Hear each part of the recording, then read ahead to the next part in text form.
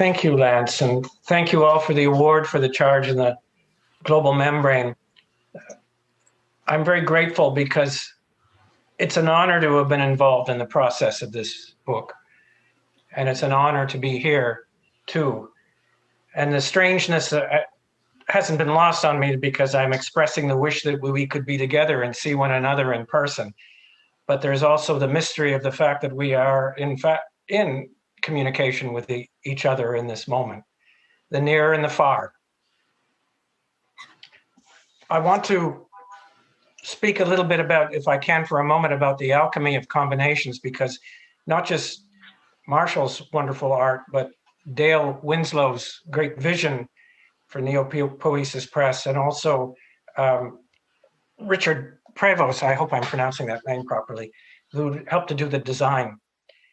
Dale is one of the unsung heroes of the Canadian literary landscape, and she gave time, her own money, energy, thoughts, and courage to the production of this book.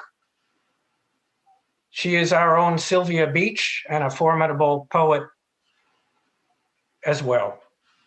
And to give you an example of her spontaneity and authenticity in how we work together, in one of our many editorial discussions via Zoom, I raised the question of doing without page numbers in the book. I thought I heard an earthquake going on, but then there was a long pause and Dale just simply said, well, why not? And on we went. Marshall, who has been a friend for a long time, an artist, writer, critic, essayist, and teacher, he offered his artwork, but he also offered his time. He worked with me through the manuscript, and we talked many, many hours together about the work and the words. He said beautifully that the images express to those reigning in the data spheres are rising upward from the street. I wish I'd said that, but that's actually Marshall speaking. I must mention too that the bookstore at York University is now a host to the collection of his images, so that will be preserved there. And then Richard, who designed the book's look, I have to say I'd never met Richard. We've only had a brief general email, but sublimely he tuned into the words and the images, and he gave the book the look of discovery that it now has. Sometimes I think of the charge as being our William Blake illuminated manuscript, and it was illuminating to work on, revealing and inspiriting.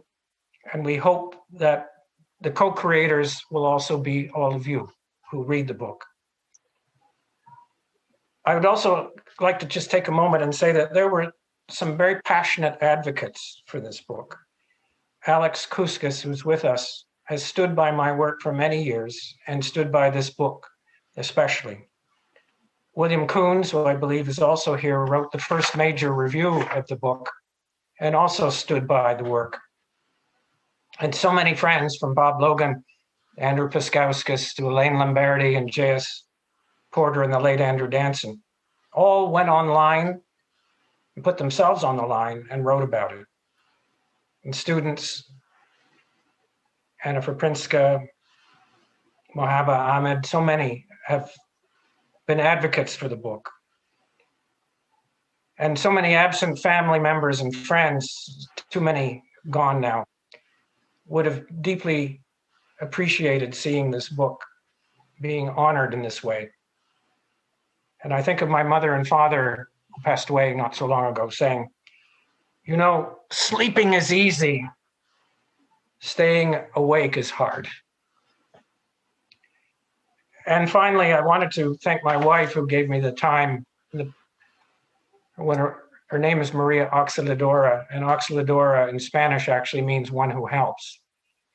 And that she is a great helper, but also with help with her love and her patience. And my children, 3 children, the book to a great extent was written for them, to alert them, to awaken them to what's coming and what also is engulfing them. I've already taken too much time, but I wanted to say thank you to all who have contributed to the book, including all those quotations and citations and references and allusions and mistranslations and misreadings that I incorporated, absorbed into the book while I was writing. I kept thinking of the great American film composer John Williams, who was asked when he signed a multi-deal contract with Steven Spielberg, isn't this going to take a lot out of you? And he said, no, it's going to take a lot out of Bach, Beethoven, and Brahms. And I think that that's the creative process and the process of this book, absorbing, reframing, and reshaping. I really dedicate the book to the explorers of the new, which we all are. And listening to these wonderful expressions about the books and works and essays that have been written, I think about how we are initiates of this great mystery of the technological vibration. And what I'd like to do is just end with one of the songs that has haunted me since the pandemic began and the quarantines that I've spent both in Europe and here, has been the beautiful song by Jimmy Webb called Wichita Lineman, which somehow seems to me to be all the more relevant given the connections, disconnections, and the wiring and the wireless world that we're in.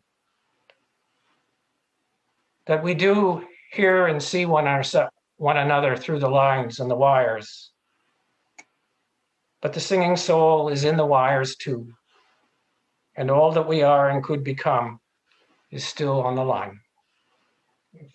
Thank you, Lance. Thank you all. And I deeply appreciate the honoring of the book.